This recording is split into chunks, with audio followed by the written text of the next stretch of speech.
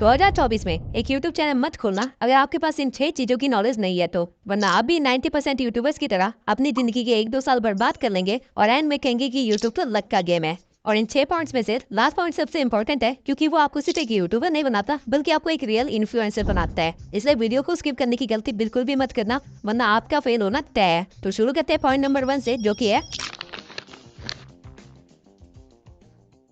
2024 के शुरू होते ही आप लोगों ने एक रेजोल्यूशन तो बना ही दिया होगा कि इस साल में अपने चैनल पे इतने सब्सक्राइबर्स तो गेन करके रहूंगा ही रहूंगा, या फिर एक नया चैनल बनाऊंगा और उसे किसी भी हालत में मोनेटाइज करवाऊंगा। लेकिन 1 महीना हो गया है और आपको कुछ भी ग्रोथ नहीं दिख रही है और आप ऑलरेडी गिव अप करने की हालत पे हो। इसका रीजन ये है कि आपको पता ही नहीं है कि YouTube का एल्गोरिदम वर्क कैसे कर रहा है। आप जानते ही नहीं हो कि YouTube आपसे चाहता क्या है, और बस एक तरफा प्यार की तरह आप अपनी तरफ से एफर्ट डाले जा रहे हो और कोई रिस्पॉन्स नहीं मिल रहा है।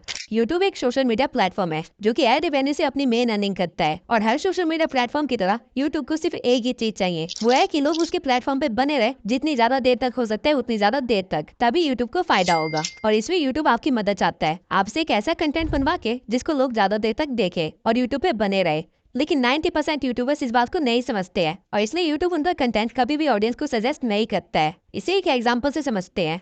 मान लेते हैं आपने एक नया यूट्यूब चैनल खोला और आपने अपनी एक वीडियो अपलोड करी। यूट्यूब उस वीडियो के टाइटल, डिस्क्रिप्शन और कीवर्ड्स के बेसिस पे उस वीडियो को कुछ लोगों को सजेस्ट करेगा, जिसके बाद वो लोग आपके थंबनेल के बेसिस पे आपकी वीडियो पे क्लिक करेंगे और उसे देखेंगे, जिससे यूट्यूब को ये पता चल जाएगा कि आपकी वीडियो किस तरह के लोगों को पसंद आ रही है। और फिर यूट्यूब सिमिलर इंटरेस्ट वाले लोगों को आपकी वीडियो भेजेगा और फिर चेक करेगा कि वो लोग आपकी वीडियो पे कैसा रिएक्ट कर रहे हैं। यूट्यूब बेसिकली 2 चीजों को ट्रैक करता है, वॉच टाइम और एंगेजमेंट। यूट्यूब देखेगा कि जिन लोगों को उसने आपकी वीडियो सजेस्ट की थी वो कितनी देर तक आपकी वीडियो देख रहे हैं। अगर ऑडियंस उसे काफी देर तक देख रही है या फिर पूरा देख रही है तो यूट्यूब उस वीडियो को और ज्यादा प्रमोट करेगा और ज्यादा से ज्यादा लोगों को दिखाएगा, क्योंकि इस वीडियो की वजह से लोग यूट्यूब पे 7 से 10 मिनट एक्स्ट्रा रुक रहे हैं, जिससे यूट्यूब काफी मोटा पैसा छाप रहा है। वहीं अगर इस वीडियो की ऑडियंस रिटेंशन कम होती तो यूट्यूब इसे सजेस्ट करना बंद कर देता, क्योंकि यूट्यूब अपनी ऑडियंस का मूड खराब करके उसे दूसरे सोशल मीडिया प्लेटफॉर्म पे नहीं भेजना चाहता है। ठीक इसी तरह अगर आपकी ऑडियंस आपकी वीडियो पे एंगेज कर रही है, यानी कि लोग उस पे कमेंट कर रहे हैं या फिर उसे शेयर कर रहे हैं, तो भी यूट्यूब आपकी वीडियो को प्रमोट करेगा, क्योंकि अगर आपकी वीडियो शेयर की जा रही है तो लोग बाकी प्लेटफॉर्म को छोड़ के आपकी वीडियो देखने आ रहे हैं, जिससे अगेन यूट्यूब का मेन मोटिव कंप्लीट हो रहा है, लोगों को अपने प्लेटफॉर्म पे रोक के रखना। और वहीं अगर आपकी वीडियो पे कुछ ज्यादा कमेंट्स आ रहे हैं तो काफी सारे लोग कमेंट्स का रिप्लाई भी करेंगे, बहसबाजी भी करेंगे और किसी न किसी तरह एंगेज करेंगे, जिससे आपका तो मेंटल पीस खराब हो जाएगा, लेकिन यूट्यूब अपना पैसा छाप लेगा आपको कुछ एक्स्ट्रा मिनट इस प्लेटफॉर्म पे रोक के। लेकिन वहीं अगर आपकी वीडियो एंगेजमेंट ला के नहीं दे पा रही है या फिर वॉच टाइम ला के नहीं दे पा रही है तो यूट्यूब आपकी वीडियो को यूजलेस समझेगा और उस पर अपना टाइम वेस्ट नहीं करेगा।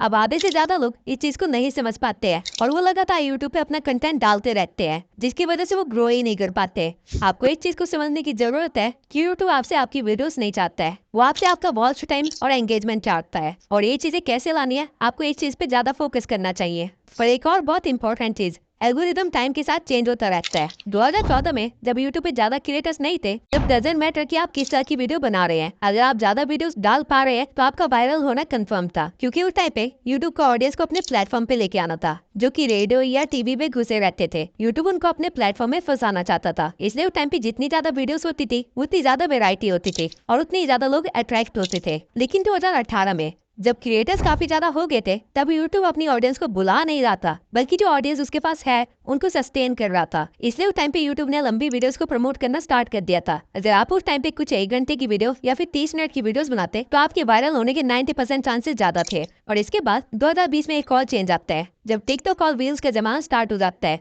अब लोगों को लंबी वीडियो नहीं देखनी थी, बल्कि उनको जल्दी जल्दी वीडियोस देखनी थी, और इसलिए यूट्यूब ने शॉर्ट्स इंट्रोड्यूस किए। और इवन अभी भी यूट्यूब शॉर्ट्स को काफी ज्यादा प्रमोट कर रहा है, क्योंकि शॉर्ट्स देखते देखते कब 1-2 घंटे निकल रहा है पता ही नहीं चलता। और यही तो यूट्यूब को चाहिए कि आप उसके प्लेटफॉर्म को छोड़ के जाओ ही ना। और एज अ यूट्यूब क्रिएटर, अगर आप बिना एल्गोरिदम को समझे वीडियो अपलोड करना स्टार्ट करोगे तो आपका फेल होना ग्रांटेड है। लेकिन क्या एल्गोरिदम एक लौता फैक्टर है जो कि आपके फेल होने का रीजन हो सकता है? नहीं।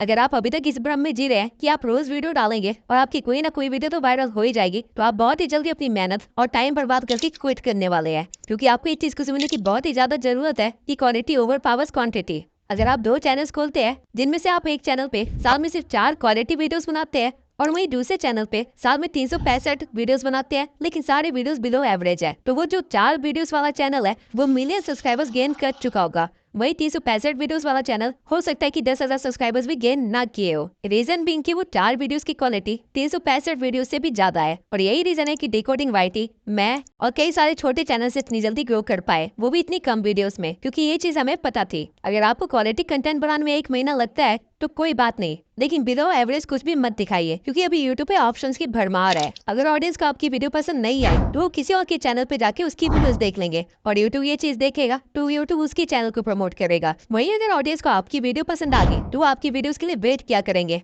और यूट्यूब इस चीज को भी देखेगा और फिर वो आपके चैनल को भी प्रमोट करेगा। लेकिन वीडियोस की क्वालिटी बढ़ाए कैसे? वीडियोस की क्वालिटी बढ़ाने के लिए आपको कोई महंगे गैजेट्स की जरूरत नहीं है, बल्कि आपको सही टेक्निक्स की जरूरत है, जिससे कि आप सही स्क्रिप्टिंग, वॉइस ओवर और एडिटिंग कर पाओ। अब और भी कई सारे फैक्टर्स होते हैं जो कि क्वालिटी कंटेंट बनाने के लिए इंपॉर्टेंट होते हैं, लेकिन ये 3 चीजें बेसिक है। और अगर आपको इसको अच्छा करना है तो आप मेरी how to grow on YouTube playlist देख सकते हैं, जहाँ पे मैंने हर एक पॉइंट को अच्छे से डिटेल में एक्सप्लेन किया हुआ है। और जब आप ये प्लेलिस्ट देख के ग्रो हो जाएंगे तब आपको रियलाइज होगा कि आप वो सारी गलतियां करने से बच गए जो कि हमने सालों तक की थी। लेकिन सिर्फ क्वालिटी कंटेंट और एल्गोरिदम को समझने से आप अपने चैनल को फेल होने से नहीं बचा सकते हैं, क्योंकि यूट्यूब अगर आपकी वीडियो ऑडियंस तक पहुंचाएगा ही नहीं, उसे इंप्रेशंस देगा ही नहीं, तो वीडियो का आप क्या ही करोगे।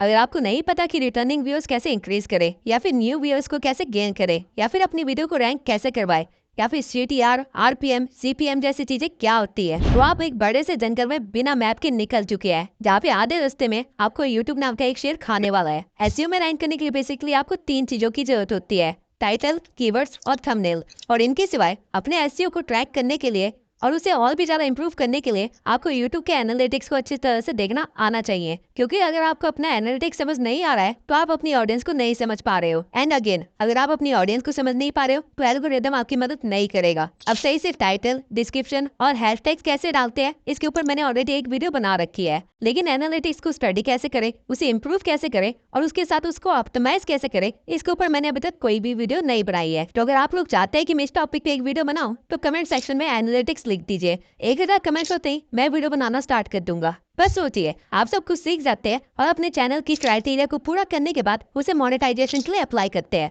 और यूट्यूब आपको रिजेक्ट कर देता है। ऐसा होने की चांसेस बहुत ही ज्यादा है अगर आपको नहीं पता कि यूट्यूब की पॉलिसीज और गाइडलाइंस क्या है।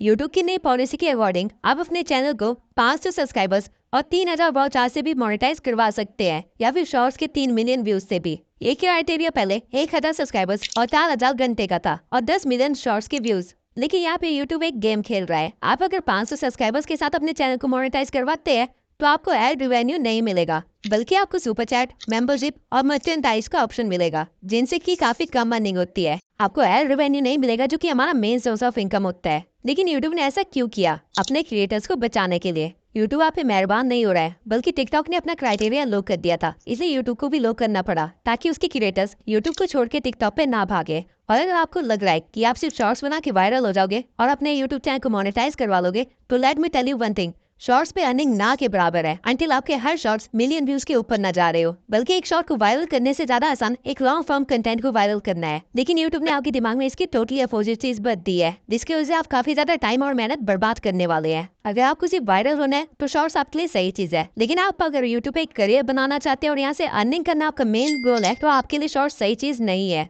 इसके सिवाय AI के ट्रेंड में होने के कारण यूट्यूब ने AI से रिलेटेड भी काफी सारी पॉलिसीज निकाली है, लेकिन इन पॉलिसीज में कहीं भी AI वॉइस यूज करने से मना नहीं किया गया है, अंटिल आप किसी और की वॉइस को क्लोन करके अपनी वीडियो बना रहे हो। अगर आप 11 लैब जैसी किसी वेबसाइट से अपनी वॉइस जनरेट करवा रहे हो तो कोई प्रॉब्लम नहीं है, लेकिन अगर आप उसको बोलते हो कि डोनाल्ड ट्रंप जैसी वॉइस को क्लोन करके आपकी वीडियो बनाए, तो आपके लिए एक प्रॉब्लम है। सेम वे में अगर आप AI से कोई वीडियो जीरो से एडिट करवाते हो तो कोई प्रॉब्लम नहीं है, लेकिन अगर आप किसी और का कंटेंट उठा के उसे AI में डाल के कुछ और बनवाते हो और फिर उसे यूट्यूब पे अपलोड करते हो, तो आपके लिए एक बहुत ही बड़ी प्रॉब्लम है। और इवन आप AI की वॉइस को भी लगातार यूज नहीं कर सकते हो डायरेक्टली, वरना वो रीयूज कंटेंट में आ जाएगा। आपको अपनी वॉइस को थोड़ा सा एडिट करना पड़ेगा। ठीक इसी तरह कॉपीराइट क्या है, इससे कैसे बचा जाता है और सही तरीके से किसी को एट्रीब्यूट्स कैसे दिए जाते हैं ताकि कभी लीगल केस में ना फंसे, इन सब की नॉलेज होना बहुत ही जरूरी है। वरना मैं ऐसे भी कई क्रिएटर्स को जानता हूँ जिनके मिलियंस में सब्सक्राइबर्स थे, लेकिन ये पॉलिसी गाइडलाइंस को वायलेट करने की वजह से रातों रात उनका चैनल गायब हो गया। कॉपीराइट के ऊपर मैं अलग से डेडिकेटेड वीडियो जरूर बनाऊंगा, क्योंकि ये एक बहुत ही बड़ा टॉपिक है और साथ में काफी कॉम्प्लेक्स भी है। आप कह सकते हैं कि इसको समझाने के लिए एक लॉ की डिग्री होना बहुत ही जरूरी है, क्योंकि यूट्यूब की कॉपीराइट पॉलिसी यूएसए के एक्ट के अकॉर्डिंग चलती है। लेकिन इससे डरने की कोई भी बात नहीं है, बस आपको थोड़ी सी नॉलेज होनी चाहिए ताकि आपका करियर बच सके।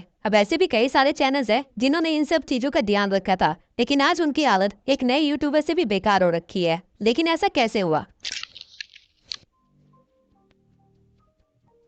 यूट्यूब एक रियल बिजनेस है और हर बिजनेस की तरह यहाँ पे भी कंपटीशन है, और अगर आप अपने कंपटीशन को नहीं भाप पाए तो आपका कंपटीशन आपको खत्म कर देगा। और कुछ ऐसा ही हुआ है जुन्नू की टैग और फैक्ट टैग के साथ। और ये प्रॉब्लम आपको सिर्फ तब नहीं आएगी जब आप ग्रो कर चुके होगे, बल्कि आप जब ग्रो करने की कोशिश कर रहे होगे तब आपको रियलाइज होगा कि आपसे बेहतर चैनल्स आपके बिल्कुल बगल में ही खड़े हैं और आपसे कम्पीट कर रहे हैं। और अगर आपको उनको पीछे छोड़ना है तो आपको कुछ ऐसा करना पड़ेगा जो कि कोई और नहीं कर रहा है, वरना आप भी 90% यूट्यूबर्स की तरह इस कंपटीशन में दब के खत्म हो जाओगे। अब अगर आप सोच रहे हैं कि मैं नीश ही ऐसे सिलेक्ट करूंगा जिसमें कंपटीशन ना के बराबर हो, तो आप बहुत ही गलत हो, क्योंकि ऐसी कोई भी नीश नहीं है जिसमें कंपटीशन ना हो। आप कुछ भी इमेजिन कर सकते हैं और जब आप सर्च करेंगे तो आपको उसमें कंपटीशन मिलेगा ही मिलेगा। तो कंपटीशन से बचे कैसे? इसका सिर्फ एक ही तरीका है कि आपको ट्रेंड के साथ चलना पड़ेगा, एडेप्टेशन करनी पड़ेगी और साथ में अपनी एक यूनिक आइडेंटिटी बिल्ड करनी पड़ेगी। इवन हमारी नीश में भी काफी सारे क्रिएटर्स 5 साल से भी पहले बैठे हुए हैं, लेकिन पिछले 1 साल में एक नया ट्रेंड आया है जिसकी वजह से इन बड़े क्रिएटर्स को भी मुश्किल का सामना करना पड़ रहा है। वो है एडिटिंग का ट्रेंड। ये सारे क्रिएटर्स अपनी फेस कैम वाली वीडियोस को हटा के अब एक व्हाइट बोर्ड पे आ गए हैं, जहाँ पे ये व्हाइट बोर्ड पे सारी चीजें एक्सप्लेन कर रहे होते हैं। लेकिन नए ट्रेंड में जहाँ एडिटिंग के थ्रू हर चीज को एक्सप्लेन किया जा रहा है, उसे ये अडेप्ट नहीं कर पाए, जिसकी वजह से छोटे चैनल्स भी इनसे ज्यादा व्यूज ले जा रहे हैं। और ठीक इसी तरह छोटे चैनल्स में भी कंपटीशन काफी ज्यादा बढ़ गया है, जहाँ पे ग्रो करने के लिए आपको कुछ यूनिक करना पड़ेगा। और वो कोई भी छोटी सी चीज हो सकती है, चाहे आपके बोलने का तरीका हो सकता है, आपकी स्क्रिप्टिंग का स्टाइल हो सकता है, या फिर मेरा एक एआई अवतार हो सकता है, लेकिन कुछ अलग जो कोई और ना कर रहा हो। अब अगर आप कंपटीशन से बच भी गए तो आपको वो करना है जो बड़े क्रिएटर्स मजबूरी में नहीं कर पाते हैं और छोटे क्रिएटर्स बिना किसी प्रॉब्लम के कर सकते हैं। 2024 में हर क्रिएटर को पता है कि उसकी ऑडियंस की वैल्यू कितनी है, इसलिए वो रेगुलर बेसिस पे Q&A और लाइव स्ट्रीम्स करते रहते हैं। लेकिन अगर आपने इन चीजों को इग्नोर करने की गलती की तो आपका यूट्यूबर बनने का सपना सपना ही रह जाएगा। ऑडियंस को कोई सेलिब्रिटी नहीं चाहिए, बल्कि उनको एक मेंटोर या फिर एक फ्रेंड चाहिए जिससे वो इन्फ्लुएंस हो सके या फिर जिनके साथ वो आगे बढ़ सके। और ये डिफरेंस आप तभी क्रिएट कर सकते हैं अगर आप उनसे एंगेज हो, डायरेक्ट डीएम के थ्रू, कमेंट्स के थ्रू, Q&A के थ्रू या फिर लाइव स्ट्रीम के थ्रू। जब तक मेरे इस चैनल पे 10,000 सब्सक्राइबर्स नहीं हो गए थे, तब तक मैं अपने इंस्टा पे डायरेक्ट डीएम के थ्रू हर एक बंदे का रिप्लाई किया करता था और उनकी हेल्प करता था। मैं पर्सनली भी काफी लोगों को गाइड किया है और मैसेजेस के थ्रू मैंने 1,000 से भी ज्यादा लोगों से एंगेज किया है और उनको इस बात से खुशी मिलती है। वो लोग मुझे एज ए यूट्यूबर से बढ़ के एक फ्रेंड और एक मेंटोर की तरह देखते हैं और अनकंडीशनली सपोर्ट भी करते हैं। और इसी वजह से मेरा नेटवर्क भी इतना स्ट्रॉन्ग हो पाया, जिसकी वजह से मुझे काफी सारे नए यूट्यूबर्स से मिलने का मौका मिला और काफी सारे स्ट्रगलर्स से भी मिलने का मौका मिला। और हम सब एक दूसरे की हेल्प करते हुए आगे बढ़े हैं। जैसे कि मेरी पिछली वीडियो का थंबनेल देवेश ने बनाया था, जिसको मैंने हेल्प की थी यूट्यूब पे ग्रो करने के लिए। आप एक बार जाके उसका चैनल भी देख सकते हैं। इवन आज भी सोने से पहले मैं कम से कम 20 से लेके 30 डीएम्स का रिप्लाई करता हूँ और इससे एक ऐसा इम्पैक्ट बना है कि कल को अगर मैं कोई एक नया चैनल भी खोलता हूँ, भले कुकिंग के ऊपर ही क्यों ना हो, वो लोग मेरे को सपोर्ट करेंगे। डजंट मैटर कि मैं क्या कर रहा हूँ।